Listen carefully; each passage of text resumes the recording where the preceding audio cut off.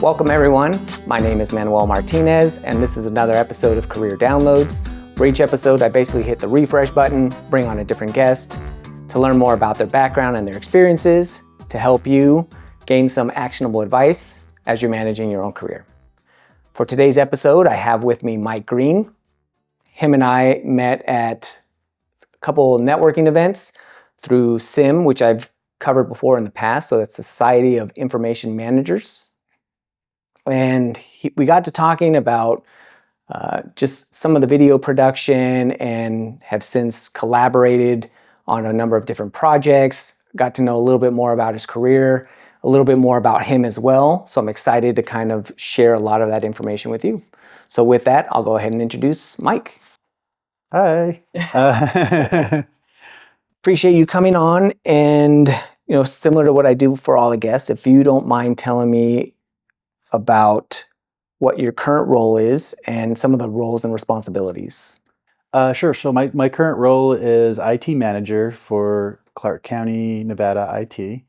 And I am a manager over the digital services division, which is our primary focus is enterprise platforms and applications. So that's I have 4 teams underneath me, and they do very different things, but we all we work very cohesively together as a larger group. So that's what I do by day. I know that you're also involved in a lot of like SIM and Tech Impact, a number of organizations outside of work, and as part of the conversation we'll get to that and understand how you got into that and why you decided to kind of be involved in these organizations to the level that you are. You're not just a member or somebody who shows up, like you're actively involved in these organizations. To get started now, tell me a little bit about where you grew up and then eventually what led you to get your interest in technology and eventually start your career. I don't know if you were one of those that, right away got into tech, or if there's, a lot of twists and turns along the way. So there's always twists and turns along the way, but so I grew up in a small rural town in New York, Palmyra, New York. It's close to Rochester, so that when people ask me that, I say, "Oh, I'm from Rochester, New York," which is like a western area. People will sometimes call it, upstate, but there, we can. If you're talking about like the nuances of New York, upstate's like the Adirondacks, and like we call it like Western New York, which is like your Rochester and Buffalo area. But it was just, my graduating class was barely over 100. You knew everybody in your class. So it was just like a very, I would say, small town environment. And then, I was originally a big art person. That was like was going to be my career of choice. I was very much into like drawing. I loved painting with acrylics. Sculpture really was something I enjoyed. Like both subtractive and additive sculpture. I really enjoyed that, and I still do.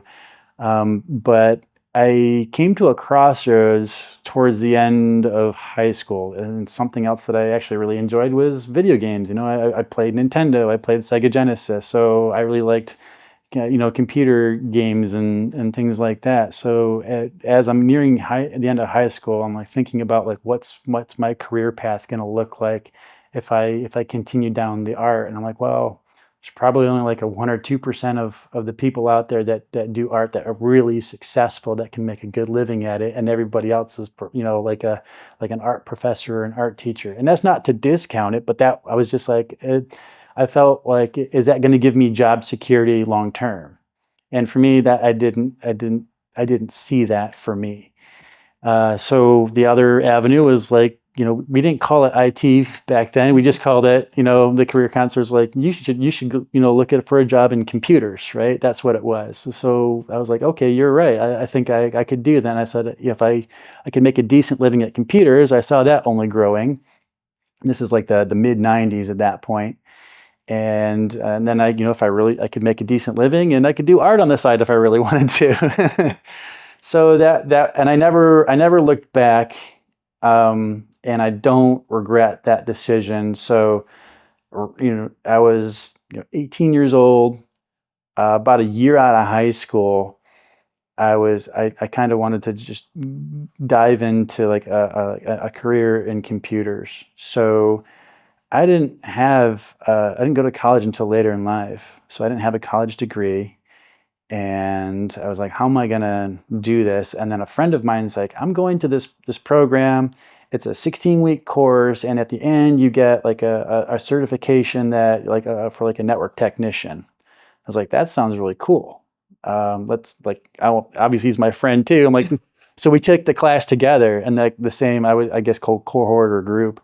And then we grad, they had a 2-week internship at the end. It was unpaid, but it was, got you some experience. And then they partnered with, a recruiting company to help place you at the end. And so I got placed at like a telecom company. Eventually, it kind of became part of what's known as Verizon, but it wasn't at that point. It was like still early in like the when local companies had their own phone business kind of thing. But that's kind of how it started, and I just got work experience as I went along, and layoffs happened. I look back, so I've been doing IT since 1998, and on average, I changed jobs every 3 years. So I look back and I'm like, some obviously were longer than others, but I was just like, wow, that in IT, that was something I got used to. It was always keeping my resume updated, always making sure that I could interview well, knowing how to write a good cover letter, knowing how to interact and speak with people. So and I learned that from my parents as well. My mom was always like, always keep your resume updated, kind of thing, and that really resonated with me. And so I gleaned a lot of good wisdom from her on those subjects. And with regards to, similar to you, like looking back, I think we were about the same. I averaged about 3 years, right? Some were longer, some were shorter. Before we get into specifics, is the moving around, looking back now, what do you think the reason? So you mentioned that one, it was a layoff. Was it just different circumstances? Were you getting bored? Was it trying to move up? Like just... So I would say there are a few. I've been laid off, I would say 3 or 4 times at least. And then the other time, there are a few times where I was actively looking for like another company to help move up and accelerate growth, because one company in particular, I had been there like a year and a half, and I knocked it out of the park. I had made some changes with like a critical application that helps not only save them money and time and money, but also helped increase their revenue. And then come review time, they're like, we think you're awesome, we think you're great, but we can't afford to pay you more. And I'm like, but we've done a lot, we've done so much. So to me, it was more of like, show me that you appreciate me. The pat on the back is nice, and everybody likes that. But you, at the same time, prove it, right? Especially in a scenario like that where you can really easily show the outcomes of the work you did, right? So saying like, okay, not only did I save you money, I helped you make more money, but you can't pay, again, it probably wouldn't have taken much, right? I think a lot of times they might think like, oh, I've got to pay this person like an extra $100,000 a year. Probably wouldn't have taken much. Just something to show that, okay, you appreciate it, I can grow, and I'm valued here. I'm not expecting my salary to double, but I do I always, did expect some sort of like investment in that to show that, I have value there. So then you get this first cert, you get your internship. As part of that like cohort, did they teach you also interview skills, or is that just something that you got better? You mentioned always keeping your resume up to date and, being ready to interview. That's one of the things that I would say that I feel more comfortable interviewing than probably the average person, because they're probably staying around in a role a little bit longer. And even I've talked to a couple people, and I was lucky early enough in my career, they're like, even if you're not looking, if you've been there for a while, go apply and interview, right? Just that's a skill that we can mock interview all day, but it's not the same as actually going and doing the real Putting thing. you in the uncomfortable hot seat, right? This program, it did partner with like a recruiting company, but there wasn't like any kind of focus on resume building or interview building for those things. Like I didn't actually put that together until just now. Like I mostly got that from, I would say, a few key mentors, in my early 20s, as well as like I said, my parents, my mom in particular, were really good at that, and she understood that. And that was just probably from her experience, like being in the workforce, talking to other people that, hey, this is a skill that. Yeah. So I think for me, I built it up over the time, but one of those things I always try to, if I see it and other people, and I always try to give them guidance, not like in an overbearing way. And a lot of times I'm just like, do you want my help? I think we could, help get you to the next level if you're applying for jobs, if you want. And a lot of times they say yes, and it's a way for me to kind of just like pay it forward. And I don't say like I'm like a genius or anything. I'm like, really, it's this is my experience. This is what I know. Take it or leave it, kind of thing. Right. No, and I like that, especially like in this type of format. A lot of the reasons that I bring people on and share their different experiences is you can share something, again, your experience, and people who watch and listen, they can take it or leave it and apply what they feel is relevant or important to them. Just pull out the little nuggets. Yeah. Exactly. So then you get laid off. They help build your technical skills. So then what is it that you decide that you're going to keep doing? So even during that little bit of time, did you say, you know what, I like this career. This is something that I can continue seeing myself doing. And then, at that point now it's apply, apply, apply. So yes and yes. My roots in IT was, I would say, like networking configuration of like switches, routers, systems administration. I worked my first systems administrator. I was working with Novell, so I know Novell NetWare. And then in 2000, when Microsoft finally came up with Active Directory as a shift from like NT, I was in one of the first training groups. My company actually fortunately paid for that, so I knew Active Directory right from the get-go. And so I was really heavily into systems administration. I worked with just building servers and, for application purposes, database purposes, mostly just like servers in general. And then kind of around that time frame, right? Building these skills, with NetWare, Active Directories first coming in, you're going through the training.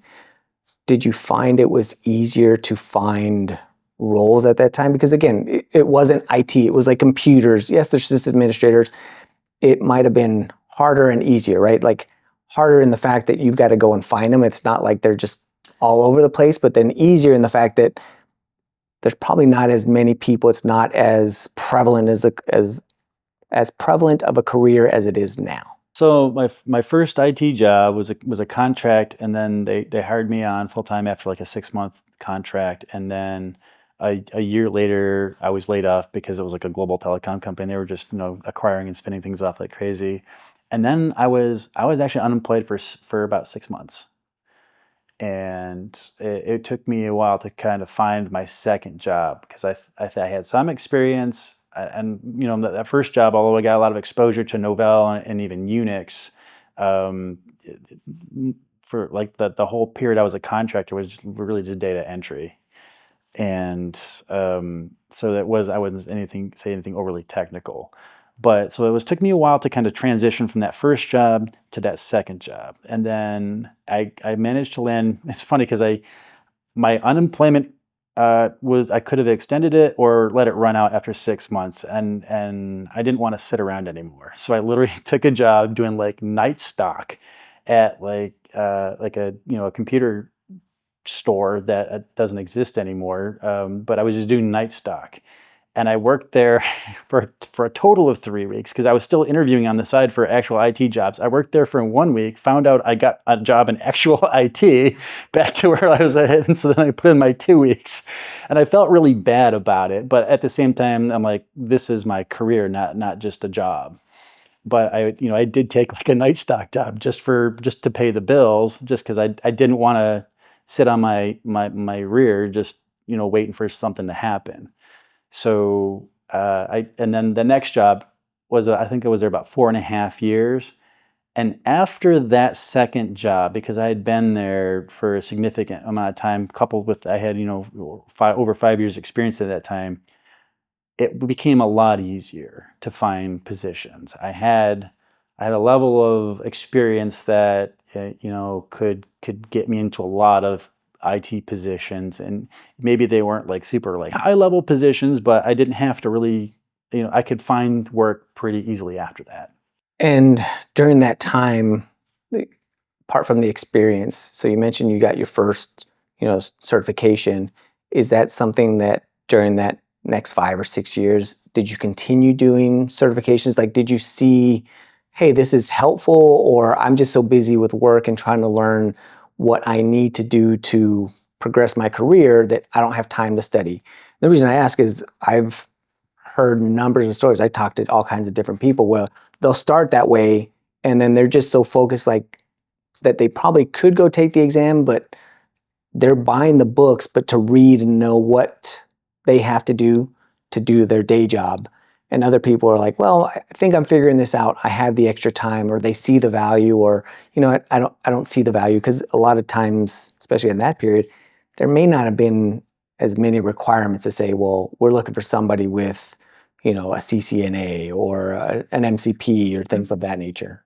So some of those certifications existed at that point in time. So, Novell and Microsoft, like they're CCNA, CCNE, MCSE, MCSA. They were coming out with these things. CompTIA was just kind of getting started at that point, building up their certifications and these things that they kind of held weight aside from just a college degree, which I didn't have at that point. But it was, even with work, it was tough for me to kind of get them to pay for these boot camps and these certification tests.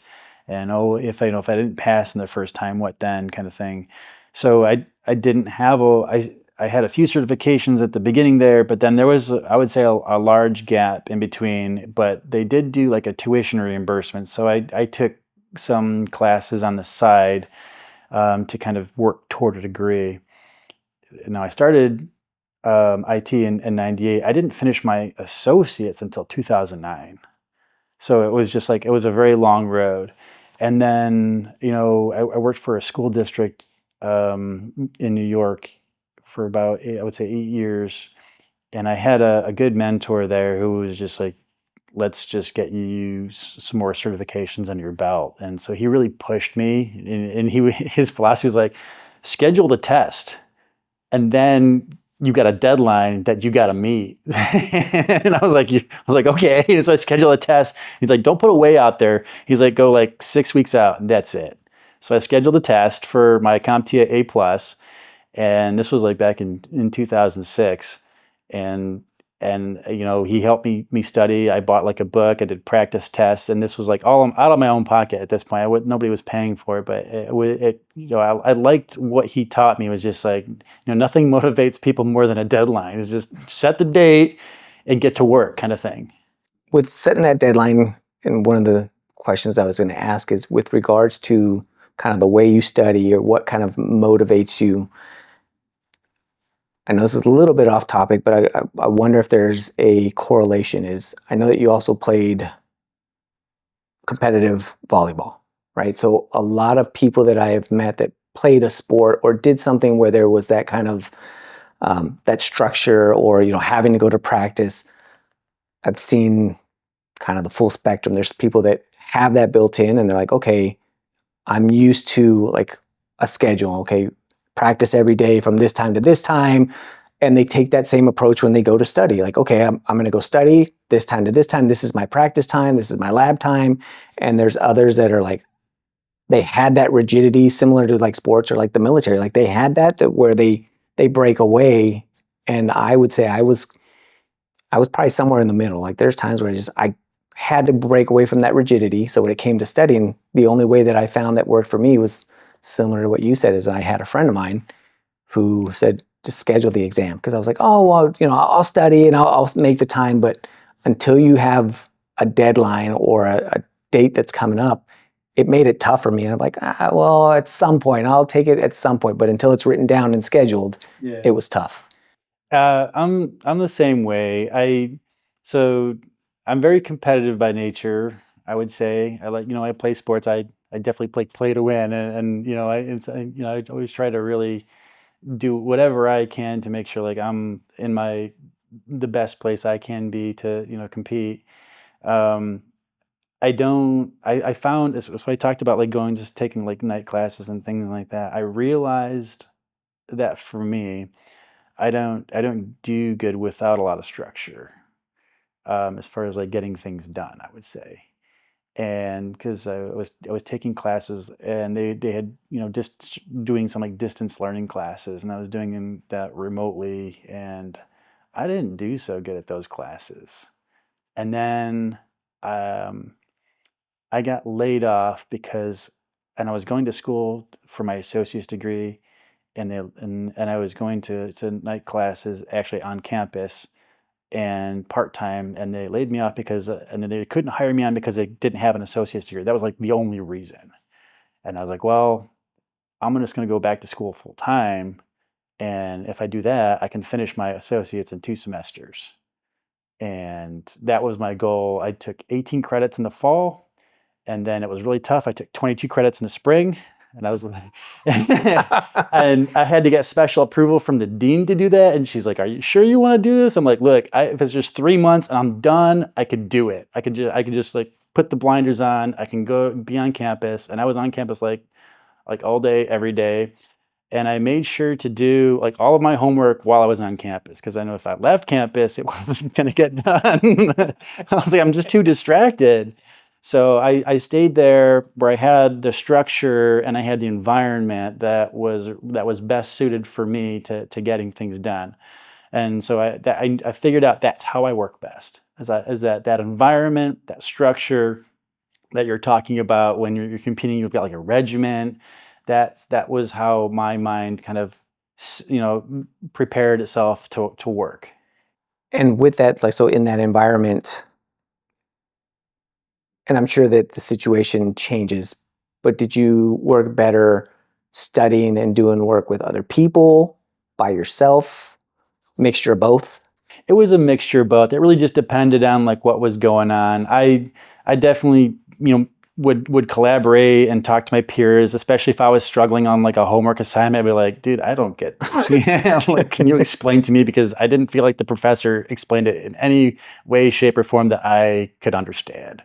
And so that I learned to kind of reach out to people and resources as just like help me figure this out, because I'm not getting it.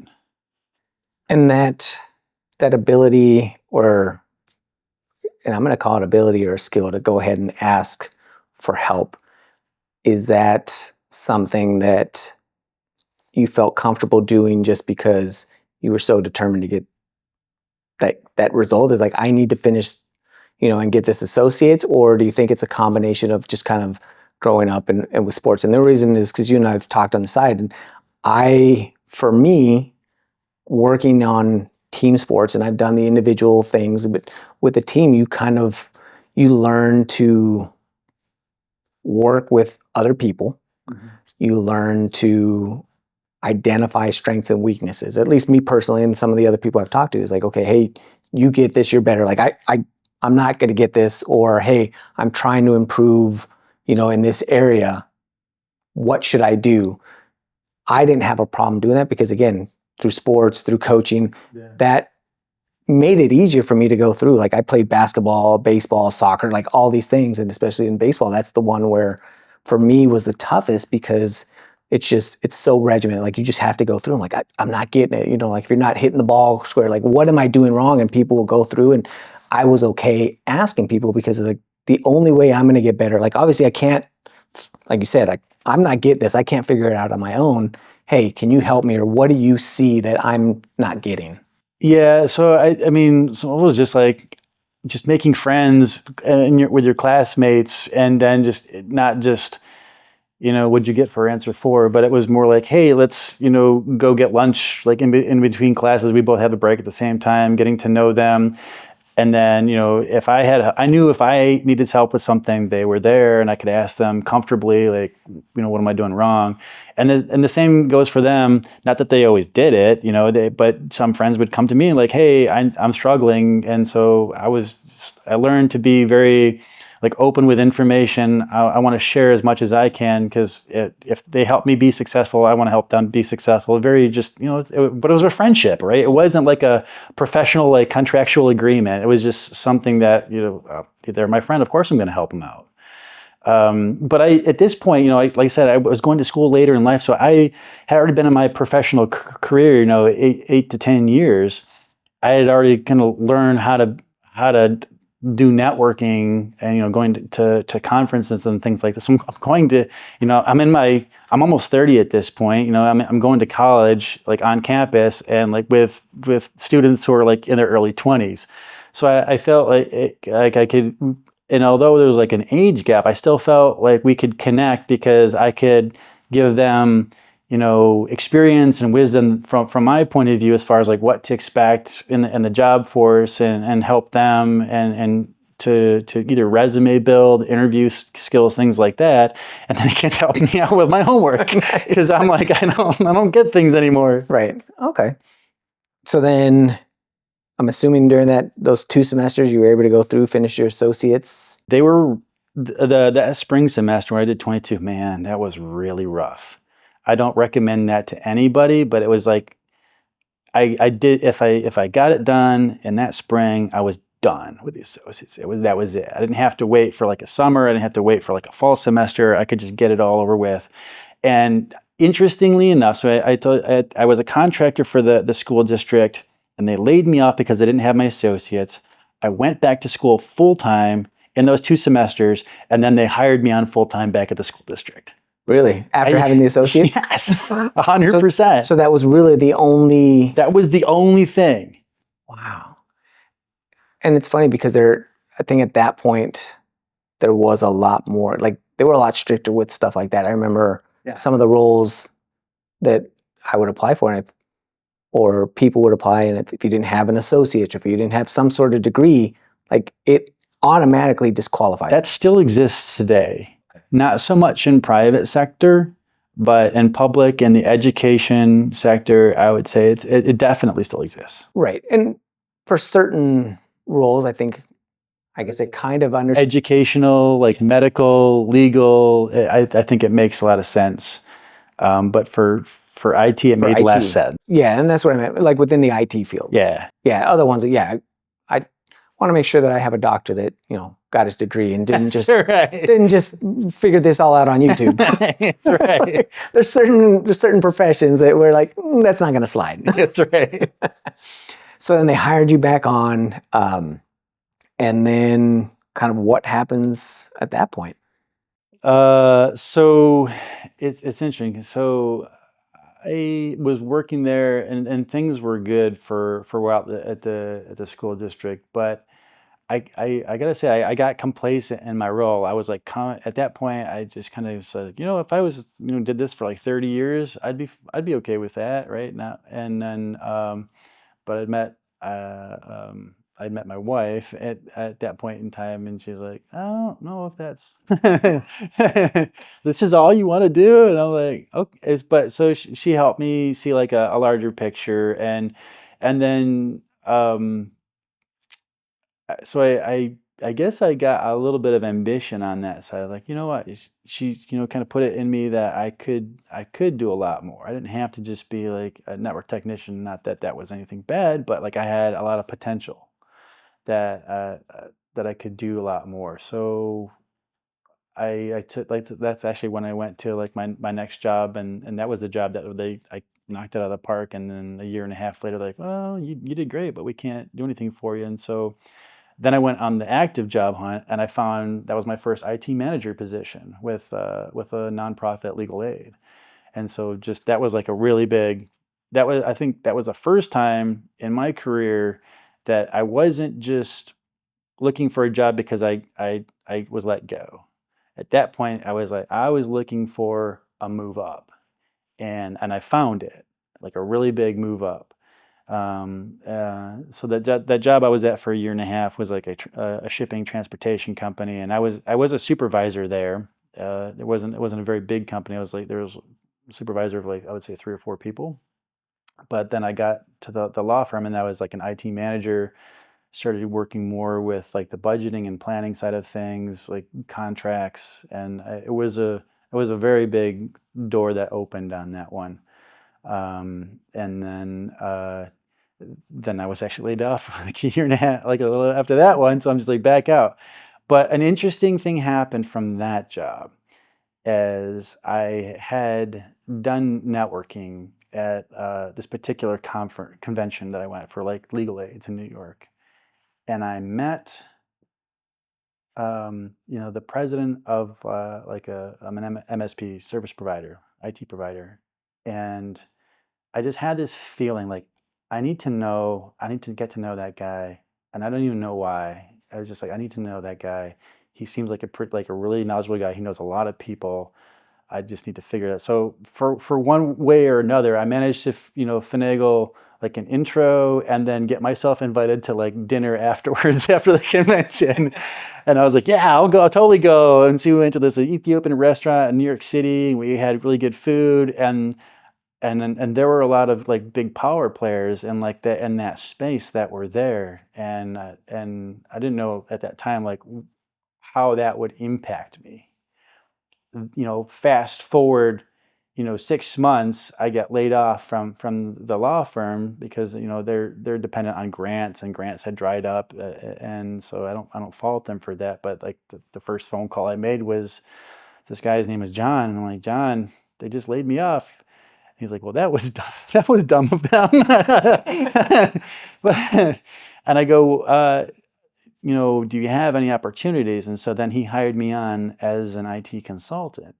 But that was the first time I'd ever gotten a position based off of networking, like completely off of networking. I didn't, I obviously applied for the position, interviewed, kind of like there was like a whole process behind it. But I just called somebody I knew that had a company, and I just said, "Do you have anything?" Right. And it just like the opportunity worked out. So sometimes truth is stranger than fiction. How these things kind of play out.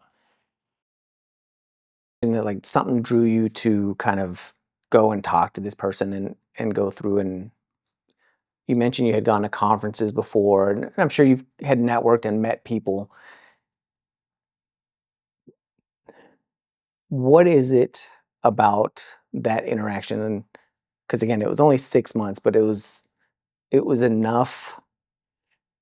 It was short enough to where he obviously remembered you, but even during that networking interaction, was it the conversation? Like, what is it that made him remember you? Because for him to go through and say, well, that was dumb, obviously you left a good impression, right? Because there's times where people are like, oh, hey, who? Like, yeah. Oh, well, that was dumb. And they'd be like, he could have been like, oh, I'm so sorry. Like, so there's something. So I'm just curious, like your take on networking and what your approach is, especially like in that situation. So it's pretty interesting because when I talk to people that I mentor now about this, I'm like, you can go to conventions and you can exchange LinkedIn information, and that's fine. That's good. There's nothing wrong with that. But if you really want to network with people, go eat food with them. Just do something, go do something more social with them, right, and get to know them as a person. A little bit more intimate. Yes, talk to them about, what do they do? Like when they're not at work, what do you like? And, conversation. And so the way I describe networking is just making friends at work. And so I learned to talk to him about things that maybe weren't work related. I talked about like, well, what kind of food do you like? And, let's go here. This seems really good. And although I had never done any business with him through the company I was at, the building we were in had lots of legal aids that, you know, would talk to each other, and he did do business with some of those other legal aids. So I would see him periodically, you know, in town when he would came in town, because he was based in New York City. So I'd see him and we'd say hi, and we would just talk about stuff. And it wasn't, sometimes it was about, you know, the pain points, the problems of the day or the month that was going on. You know, if somebody got, you know, hacking happened back then, somebody clicked on something that happens still today. But we talked about like the, you know, cybersecurity. We would talk about like case management systems. But we would also just like, hey, let's go get food, and let's, you know, I knew he played tennis. I played tennis in JV and varsity, so we just found common ground at a personal level. And so for me, I feel like that makes a difference. Is knowing people at a professional level is fine. It's awesome. You do need to know about like how to interact with things, but if you really want to get people to have them as a resource to call, or if they want to call you, like, you get to know them as a person. And I've often told people at this point in my life, like at the end of every technology solution is people. That's who we're ultimately trying to help. And, you know, there isn't a single technology solution out there that doesn't end up with how are we helping people? And that's what it's really all about for me. So then obviously he hired you on, and now you're going through and doing work for him. And what, for this MSP, like what were you doing for them there? So with the MSP, what was I doing for them? For him, because he hired you on. I had at that point in time, like Azure and Office 365 was emergent technology. People were starting to move to cloud and SaaS products. But there wasn't a whole lot of, like AI today, there wasn't a whole lot of experience or knowledge in that space. And one of the initiatives that I was working on was getting us from like an on-prem Exchange server as well as a case management platform to like a hosted system. And I also did like an on-prem like network drive kind of document migration to a SaaS model hosted document management platform. So that helped. He was looking for a consultant because he had projects that were coming up that involved, you know, physical to virtual, P2V. So that's one of the big reasons he brought me in, and those are the projects that I worked on. Additionally, because I had experience in the nonprofit legal aid space, and I kind of knew what I could walk into a situation and I knew what like a good environment and a bad environment looked like. You know, I would do technology assessments for other law firms and legal aids, and so they would, and it was a little bit of like a get your foot in the door with the company to build that relationship. We'll do a technology assessment. We'll tell you where things are going great. We'll tell you where there's some challenges, and then we kind of come up with like recommendations and like where like an executive. There was actually two parts to it. One was like an executive summary for leadership to know where to focus at a high level, to put money. And then there was like a very, I would say a tactical report that I would give to like an IT leader in the organization, so they would know more specifically what items, maybe what were the low-hanging fruit items that they could fix pretty quickly, low to no cost, and then where were some like bigger ticket items that maybe needed a lot more money and time to kind of plan out, but would have a lot of impact. And a lot of these executive reports, a lot of these assessments, things that you're providing and having the executive summaries, and then also like the more tactical, that's something that I'm sure you just kind of developed over time. But how did you kind of build that skill? Are you learning from other people? Because again, I'm going back to, like that time frame. Sure, there's probably more leadership books, there's resources, but it's not as abundant as it is now. So is it just, are you figuring it out as you go? Like, you're writing these summaries and like some of them are hitting, some of them are not, like. So 100%. I learned a lot there about how to write better. And I tell people like that of all the courses I took at college, the two most valuable to me was public speaking and English. Learn how to speak well, learn how to write well. And the first, I did over 25 assessments in the 4.5 years I was with them, and I would say I was not. I know I can say this now. I was not very good when I first started them. Like the first couple of assessments that I did on my own, like John took a look at, and he called in all the other leaders, and I got, and it basically got like shredded. Like we gotta redo this, and I was like, I thought I had this great polished product. I'm like, here you go, John, take a look, and he's like, we gotta talk. So I would say that probably the first two or three were not that good, and I know why now. But then I had some other good people, like the consulting director and then the engineering director. Like I worked really good with them, and we would talk about the language that we would use and the types of recommendations we would do. And by the end, it was I knew what my process was. I knew how to like, here's a draft. Take a look. What do you think? But there were less and less revisions as it went along. There were always things, but there were a lot less. And then I kind of knew how to say things towards the end in a way that was very professional, impactful, concise, not using colloquial kind of terms. And it taught me a lot about how to write well, I would say. And like those first couple ones, like for them to call you in, like again, you don't have to tell all the bad things, but like, what is it that was so terrible? And the reason I ask is because I remember as you start kind of moving up and you're getting in more of those leadership roles where you have to send out information, like even just writing an email, like a lot of times I would just type what I was thinking and I would kind of read it like, okay, you're checking for misspellings. Like, okay, it's good, it's misspellings, nothing overall. I get it, but the message might have been lost. Like you mentioned, being concise, finding words that were impactful. Like, if you tell somebody, hey, your environment's a mess, right? There's a lot to fix.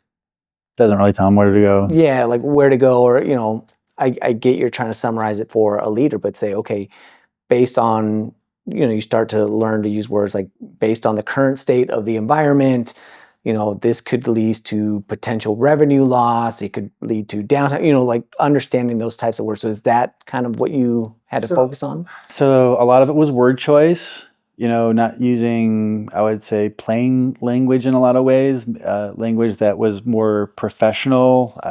Sometimes I would use like colloquial phrases that I understood, like kick the bucket, something to that. And it wasn't that, but it was things like that where there's like an inferred meaning, but it's not a professional way to write things.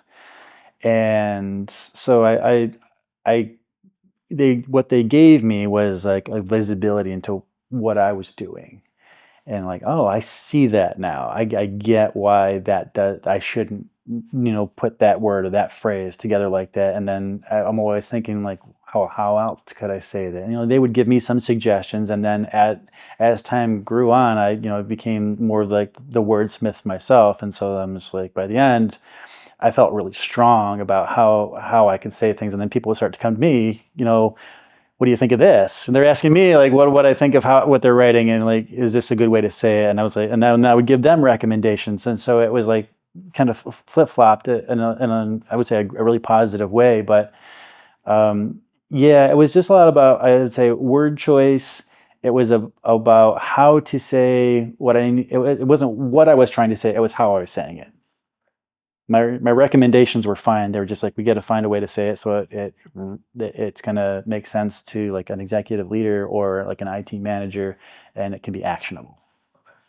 No, that's good. And I like the fact that at first you were getting the recommendations, and at some point, now you're giving the recommendation. It's just, I think a lot of times people think, well, I'm not good at that. Okay, but I'm assuming you put in the work, right? Because you have to keep doing this, you're doing more. So it's just a matter of, continuously looking to improve and, okay, how can I write better? And you get to the point where you're doing less and less revisions where they're like, oh, well, now I'm going to come to you. Yeah, it became more just like, you know, this word or that word. It could go either way, and then I was I learned about the process of writing, that I don't write in a vacuum, and I what I mean by that is like it's a collaborative space. There are other people that have different ways of thinking about about how to say certain things, how to write certain things, and I trust the process that like I can come up with a draft, but then I want to make sure that that I'm on point with what I'm saying. So I always, and I still do this today, and I always put it to somebody that I trust, that I know also has a good, wordsmith writing ability, and I say, does this look good? Is this okay? And I'm not looking for a yes person. I'm looking for someone to tell me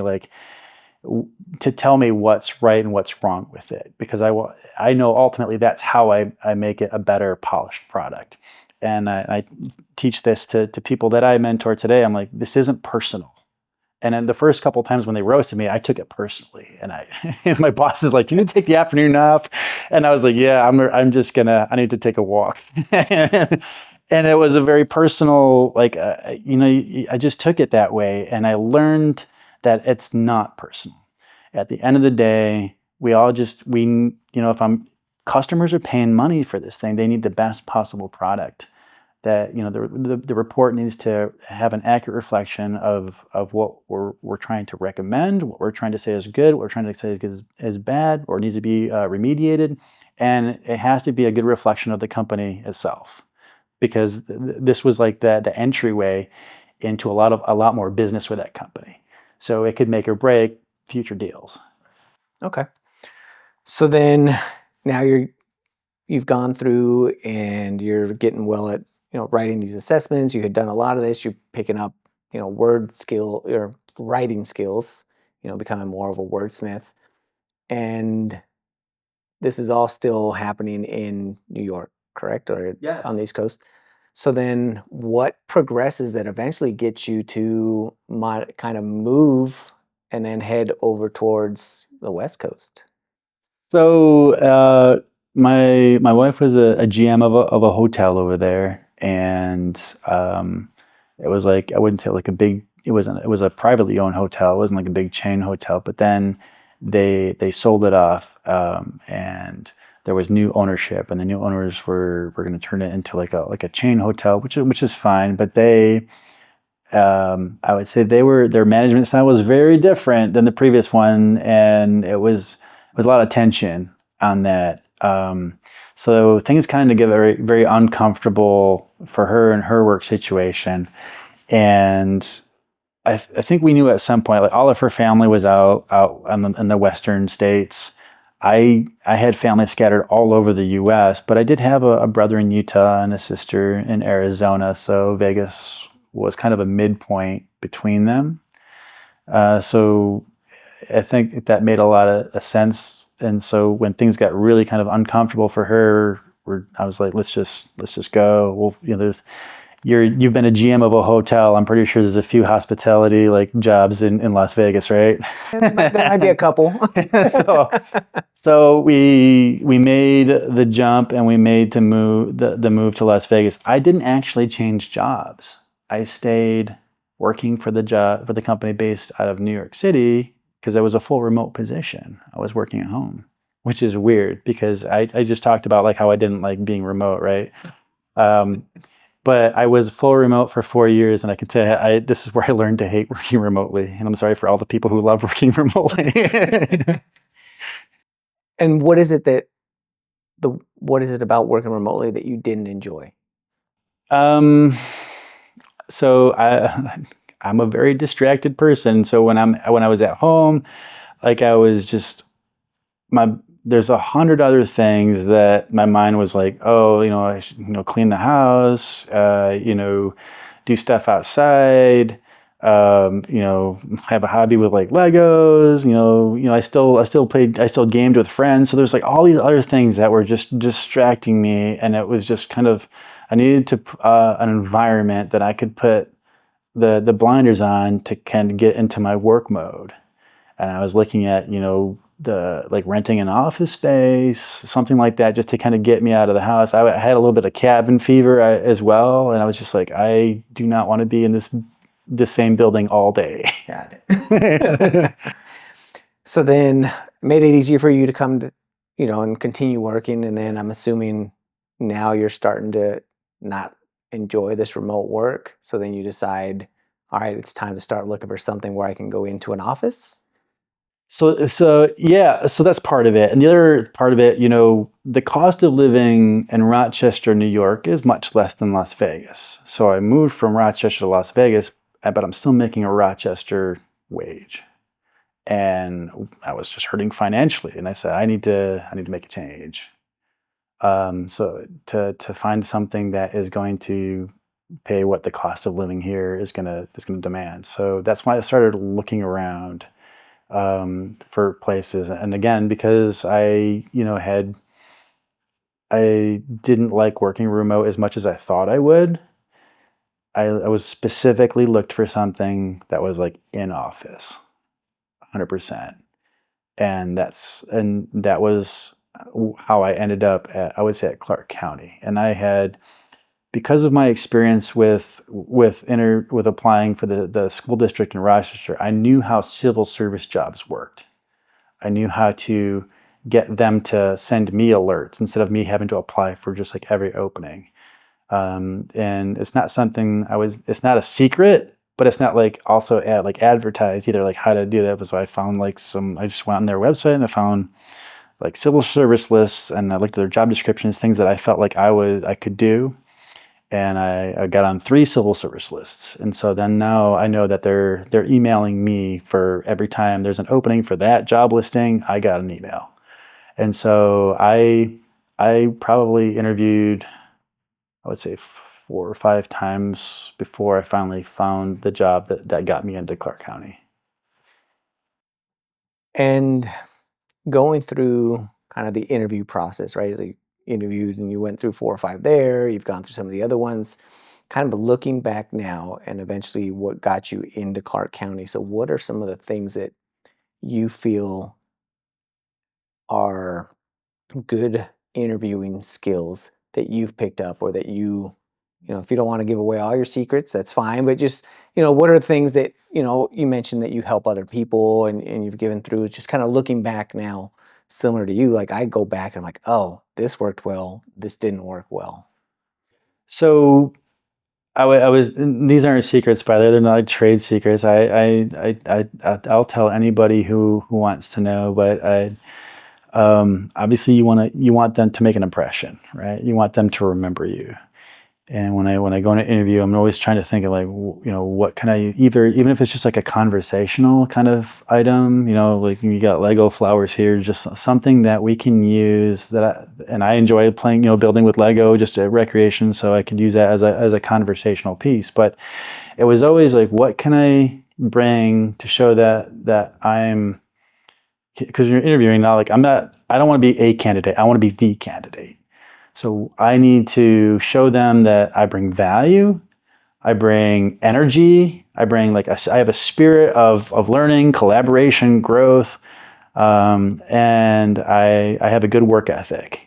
I'm gonna be here when I say I'm gonna be here. I'm gonna bust my hump to get the job done, and I will do everything in my power to ensure success. So I think those were like the big things that I always tried to do, is like, I want to make sure that I make an impression both like as a person, being genuine, not just trying to come off as fake, as well as just show them that I'm here to add value for their organization as well.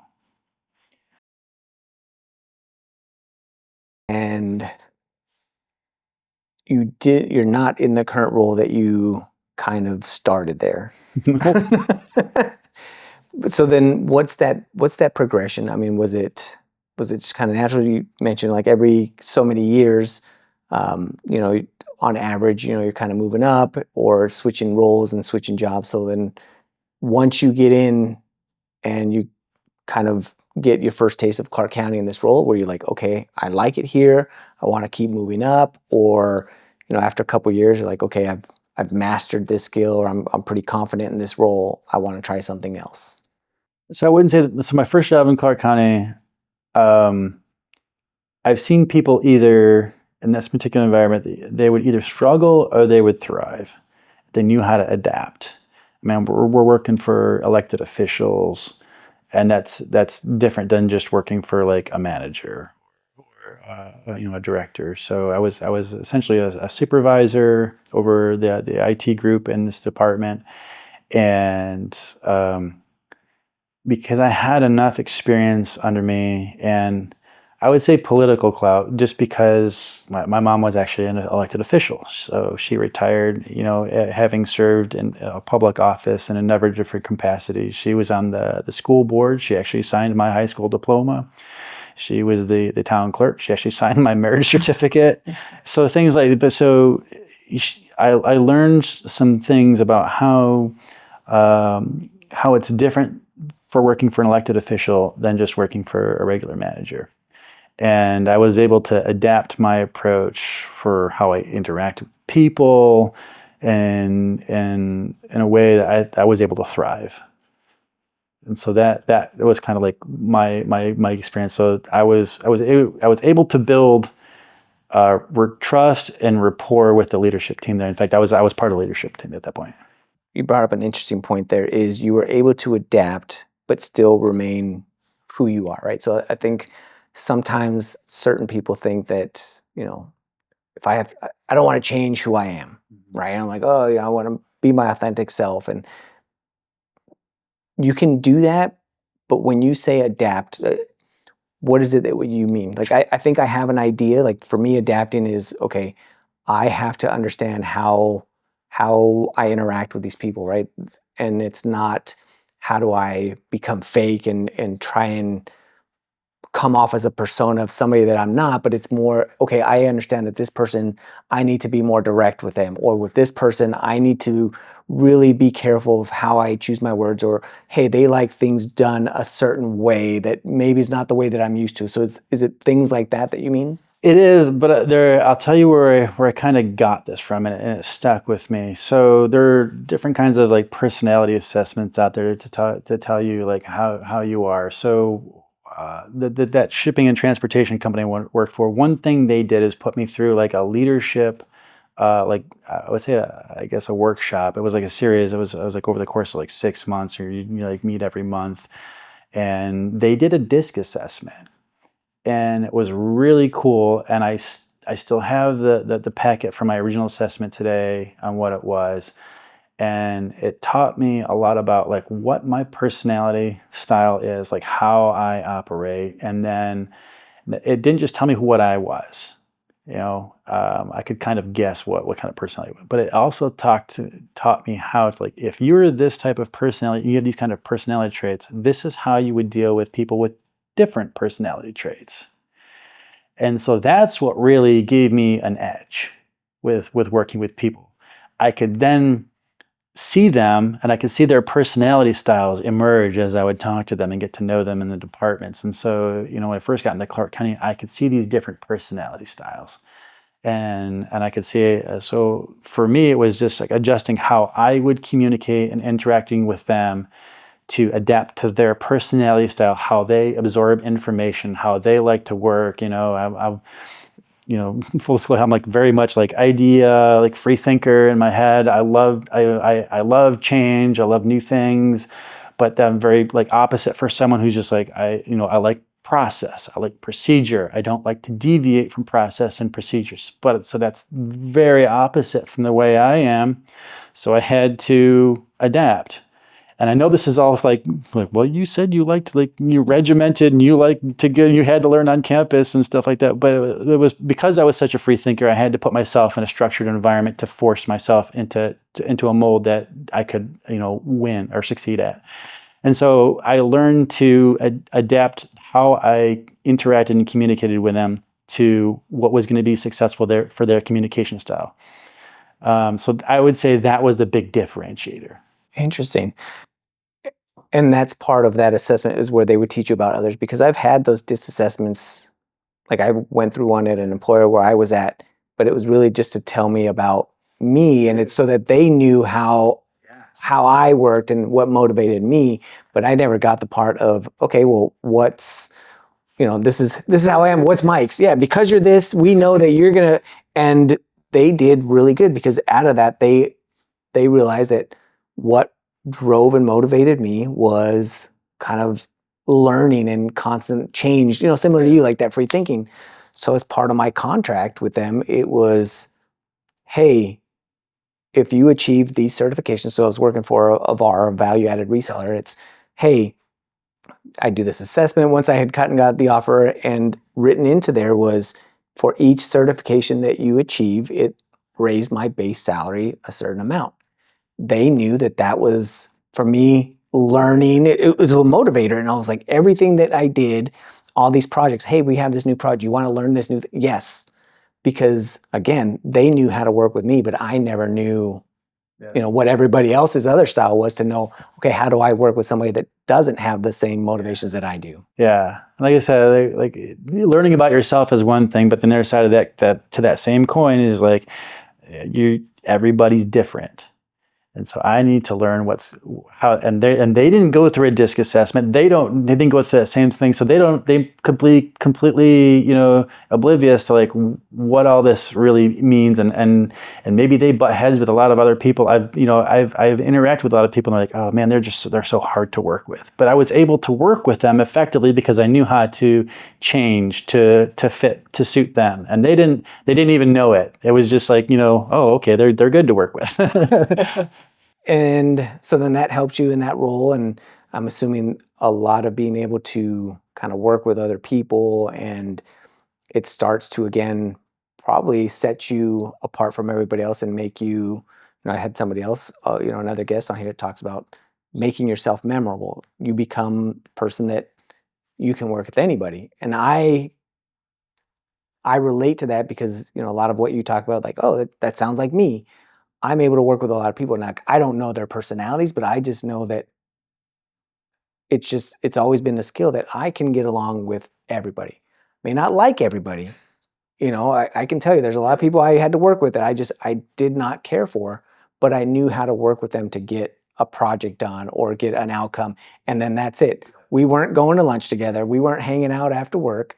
But when it came to work, here's what we do. And I have no problem. I can get along with you.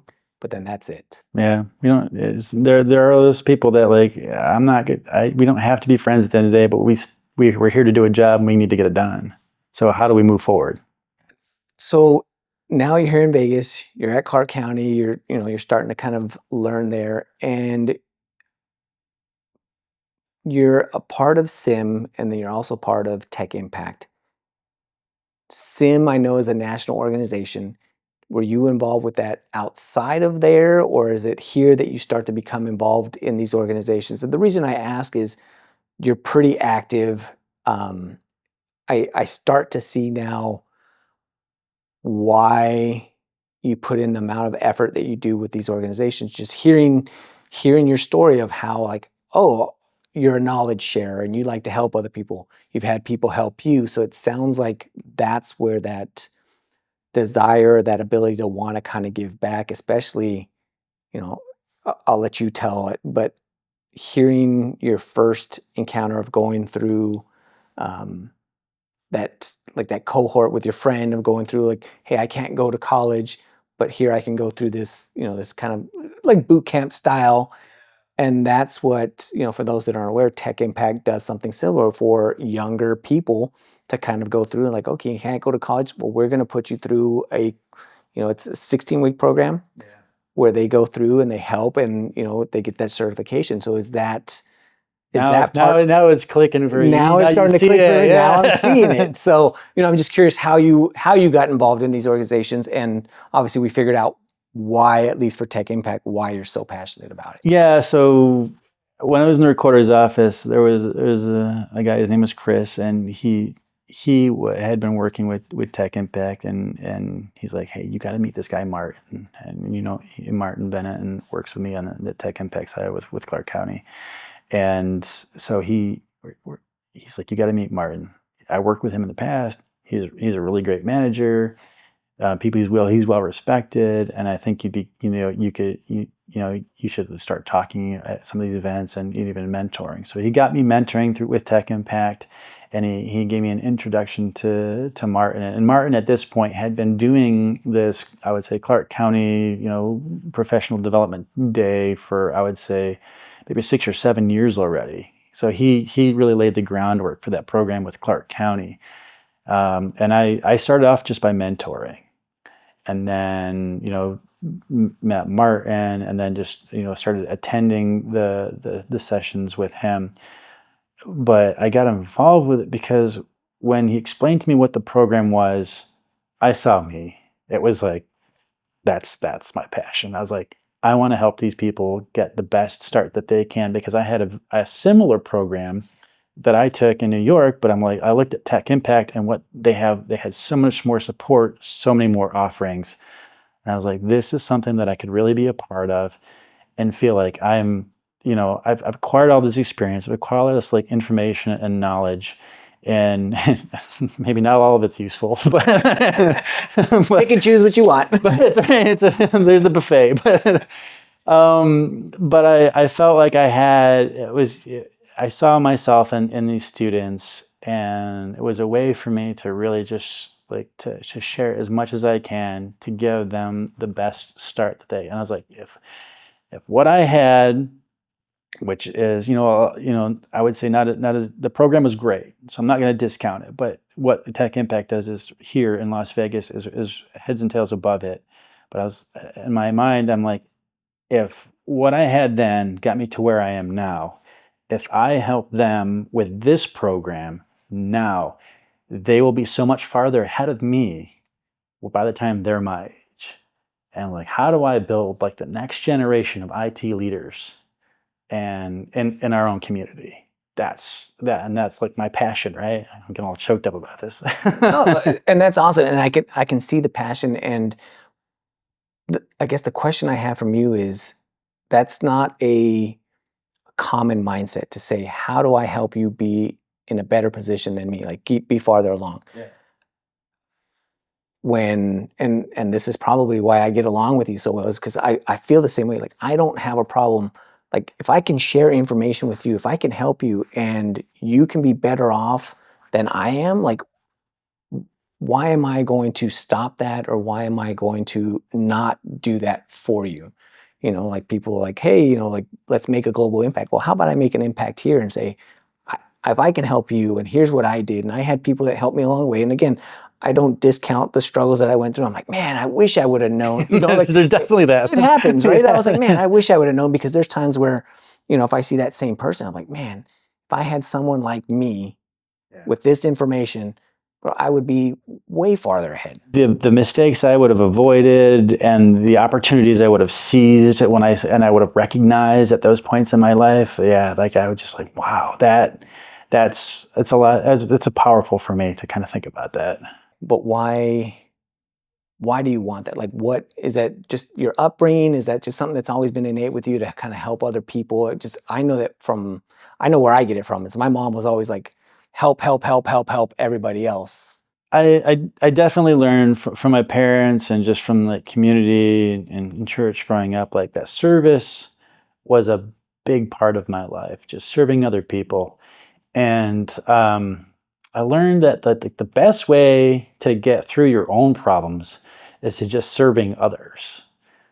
And it just helps you feel so much, like without any thought of like, I'm not what's in it for me, but how can I serve others? And maybe that's just, going to a soup kitchen. Maybe that's just, help shoveling my neighbor's driveway. We don't have to worry about that here in Las Vegas, fortunately, but just simple acts of kindness go a long way. And, points when I struggled in my life, just forgetting my problems for a few minutes and serving other people helped me navigate my problems better.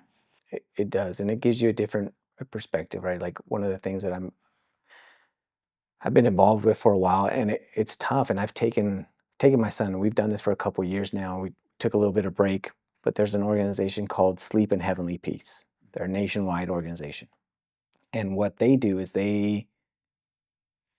here in Vegas, they do it twice a week. So like on Wednesdays and on Saturdays, they go and people sign up against a nonprofit and they build beds for kids that either don't have one or are sharing one. And and I don't remember how I even heard about this or who told me about it. And I was like, oh, this sounds great. But you're right. Like there's times where I mean, we all have struggles, but I think it helps put it in perspective. It's like I go to some of these houses and, there are people that you can see that they're trying, they're struggling, and we've all been there. And it's just like, how can I help you? Like me spending an afternoon with my son, building these beds together, and they have this patent for it. It's very simple, but you go and you put it together, and you're just like, oh my God, like helping somebody else. Yeah. It does. It just I'm not doing it to help to make me feel better. But you're just like, well, what can I do to help impact somebody else in my community? Help them get some by bringing up the people that need it most. Richmond's brought it up together, like the community, the building, like the rising tide lifts all boats, right? Like if I'm moving away and just only focusing on me, like, well, that doesn't do much, right? But if I can make an impact through through Tech Impact, through Sleep in Heavenly Peace, through all these organizations to say, hey, you know here, spend an afternoon or spend 16 weeks. Like I don't think that we talk about that enough. And I think within the tech community, I think a lot of us we are in a much better position than most people.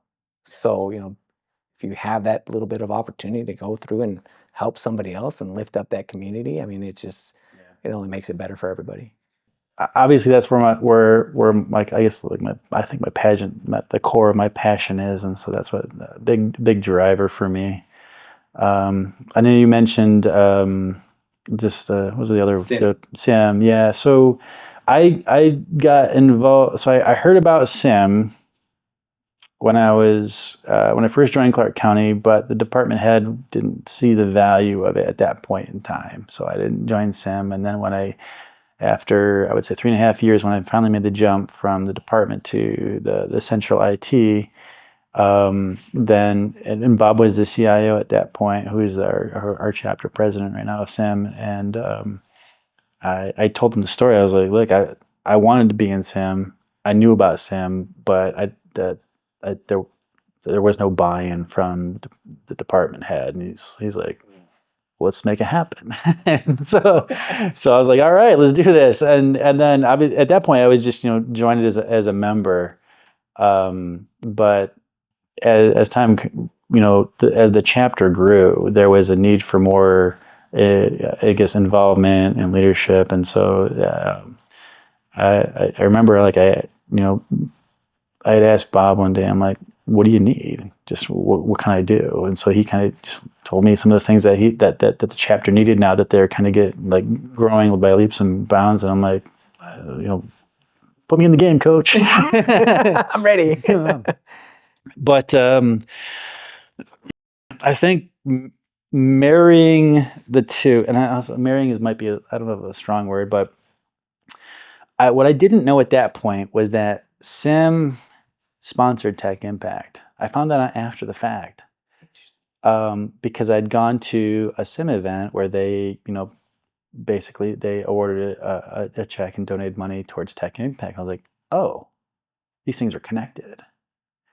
And so that's when I started really kind of putting some pieces together and leveraging those connections along with other relationships to help grow the program that Clark County had, not only with SIM but with other parts like the Lego community that I'm a part of. That I also like. There's other volunteer opportunities there, just to kind of grow it on all fronts and then strengthen those partnerships. So it was really cool. And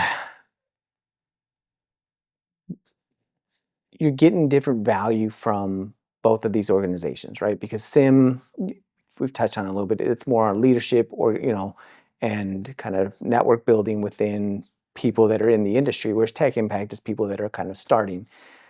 You see the relationship now, but from kind of your standpoint, what are like the benefits? And I'm going to focus probably a little bit more on SIM, right? Is, as far as the networking and now you kind of being involved and helping wanting to grow this. And I've had Bob on here and he talks a little bit about, kind of breaking down the silos between the different industries and also within the different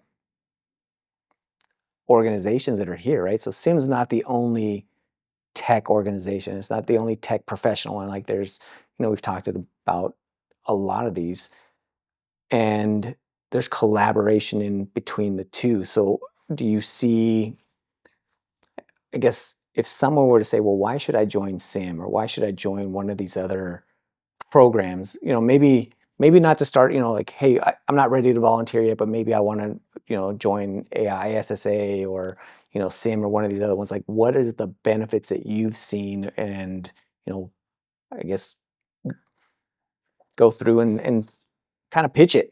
Yeah. So since I'm not like a member of some of these other organizations, I couldn't say like about them, like what their, pros, cons, goods, bads are. But I think for Sims specifically, I've seen, so we're talking about IT leadership, right? I've seen opportunities for me to meet and engage with a lot of other IT leaders and company owners that they're entrepreneurs, right? So some of them are self-made, building companies from scratch, the ground up, and just seeing their success and building those relationships. And again, this kind of goes back to, instead of, not that conferences and meeting people like at the at the expo hall is bad, but this was like a next level way to meet people in leadership who have had struggles with building a business, who have had struggles with, in leadership as far as like finding good talent, retaining good talent, dealing with like budget constraints at, from at a company level. There's all sorts of walks of life and experience that I felt like I could draw from as well as contribute to at this point in my career. So I was like, there's definitely like a healthy give and take, but then to realize that they're also just people just like me. Yeah, I think I saw you talked like Bob and like Rishma, and there's like, they're like afraid. People are afraid to approach them because of their position and their title, and so this for me helps break down some of those barriers as well to get to know them as people and to understand that they also have strengths and weaknesses and challenges and good moments and bad moments and a little bit of a support network to help each other through those moments in life and being I have lots of isms or sayings, and one of the ones that I use is what's understood never has to be explained. There are some things in life that are beyond words, that words don't do enough justice to explain what you're feeling inside. And a lot of those are like emotional kind of moments, things that like when challenges are hitting me hard, like I don't know where to go, I don't know where to turn to sometimes. So when I find people that have gone through similar things, I don't need to explain to them or try to explain to them what's going on inside me. They already know. They've been there. So that's like when I go back, like what's understood between us. We don't have to explain it to each other. We just know, and they get it, and that way we can help support each other in those things. And that's good. It's not just networking to try and find jobs, but again, there's information sharing and it's really building connections and building relationships with people, right? Like we talked about it, like Angie and Bob and all these people. It's not just because, oh, well, they're a CIO, I want to talk to them, or hey, I see that they're a person, or maybe I can get a role. But sometimes it's just, hey, you have probably a skill set that I now just talking to you and getting to know you, like I can reach out to you because I have a question and they will respond. So if I were to go through and if I send you a message, hey, now that I know your words, hey, I'm looking, I wrote this paper, I'm trying to express something. Can you take a look at this? Because I know that you are better. Can you give me some pointers or like point me in a direction, give me a book, give me something. Again, yes, I might be looking for something, but then at the same time, you might call on me, which you kind of have. You're like, hey, Manny, I know that you do a podcast and you do this filming. Would you mind taking some video for us? Well, of course, right? Like that. I think that's that reciprocal nature. And it's not a transactional relationship. Correct. Like I paid money for something, a service, a good, a product. It's not transactional. It's very, personal. We have a connection, and of course I'm going to help out, my friends, right? I would, I'll. What do you need? I'll get it. If I don't have it, I know a guy. Let me make a phone call. And I think that's the stigma that maybe sometimes people get, like networking, that it's transactional. Yeah. It's transactional if you make it transactional. But if you do it, if you approach it the right way and really like, I want to get to know Mike and learn a little bit more about him. Okay, cool. Sounds great. I might never have to reach out to you, but when I do see you, I know that I have that relationship and I can talk to you and, you know. That goes back to being like genuine or authentic with people. Be real with them. Don't just have like a facade, because people can sense that. They know when you're just trying to sell them something, or you're just trying to get in good with me so you can start to meet like other people, right? So people can tell usually when you're genuine and when you're just looking for a transaction.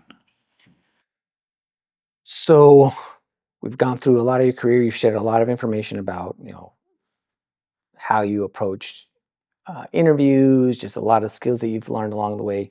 Is there anything I haven't asked you, or anything that you want to touch on that maybe we didn't cover, that you're like, oh, you know what, before we end, I really want to talk about X? I only that we talked about like where I started and kind of how things progress, but um, one thing that I always try to teach to people that I'm mentoring is like, you think about, don't where you are is great, but you need to always think about where do you want to be. And it's not like and I don't think about it in terms of like from 3 to 5 years, because it's like a typical interview question. Where do you see yourself in like 5 years? Like, I don't know, Starbucks. But it's more about where do you want to go with your career, but for like a personal growth, I would say, if that makes sense. But so I always ask him like, try to think about where you want to be, and then it's almost it goes a little bit like the project management background. My boss and I always say like, the two cardinal questions you ask your department is before you talk about any kind of product is like, what are you trying to do, and what does success look like? So, and similarly, when I talk to like mentees about about their own personal growth, I'm like, I kind of flip flop the question, like, what are you where are you trying to go? What does success look like for you? And then what do you need to do, is like the one chain. What do you need to do to get that? And not that you're gonna, I'm gonna go from a systems admin or systems technician to like a CIO overnight, and I don't need to think about like, yeah, like every 4 years I gotta have a move. But it's really more like, okay, I need to acquire, like, I need to learn how to write well. I need to, and then just look for opportunities and people throughout your career, like, and when you certain people, I believe like you're maybe, I don't know, fate or destined to meet, you resonate with certain people. And for you and me, it's like one of those like we just like met one night. I'm like, hey, let's do stuff. Yeah. And when you resonate with certain people, and you're just like, I want to learn more about what they do. I want to learn my experience from them, and then I'm kind of like building up not just a network, but like also like my personal growth, my skill set. Like I know they have certain skills and attributes that I want to emulate. And so it's me just kind of like getting to know you. Like, how do I start like learn that process? How do I start to emulate what you do, and start to ask those questions, and not from a transactional perspective, but from like just like, let's build a relationship together that's meaningful. And so I'd say I I've been able to do that, and that's what I'm all additionally, and for the students that I mentee, I'm always trying to teach them to think about themselves like down the road, and don't go too far. Don't zoom out so you can't put a plan together, but go out just far enough to like, okay, try to stay 2 steps ahead. I would say 1 step is just enough to kind of keep pace, but 2 steps ahead, you can kind of see opportunities and get ahead of the game. I guess that's my point. That's my take on it anyway. Maybe I'm wrong. No, I mean, and I agree with a lot of what you said. There's bits and pieces. I'm like it resonates because I think about early in my career, I didn't really have that plan. Yeah. So there's a lot of that where I was just like, oh, well, the next opportunity, or hey, I want to do this. Oh, this I can do the same position for a little bit more money. Okay, kind of jumping around, or like I'm bored with this. I just want to go try something. Yeah. Again, there's nothing wrong with that because I gained a lot of experience going and doing this. But then I think at the same time, kind of like we talked about, looking back, I would have been much farther along or had acquired a lot more skills had I put a little bit more thought process into, well, what do I think? Again, I could have been completely wrong, but what do I think I want to do, at least in the short or long term, right? Yeah. Well, I appreciate you coming on and sharing your journey and a lot of the kind of lessons that you learned along the way. Similar, a lot of my resume, like, oh, yep, I remember going through similar things. So Yeah. It was definitely appreciated. No, this is great. Of course, I appreciate you. I appreciate your time and in your program and what you do here. So I'm just grateful and thankful to be a part of this. Yeah. Thank you again. Thanks a lot. And for everybody that's watching and listening, thank you again for taking the time to, again, learn from all the different guests that I'm able to, convince to come on and share their knowledge and their experiences. So please continue to plug in and download the knowledge. And until next time, thank you.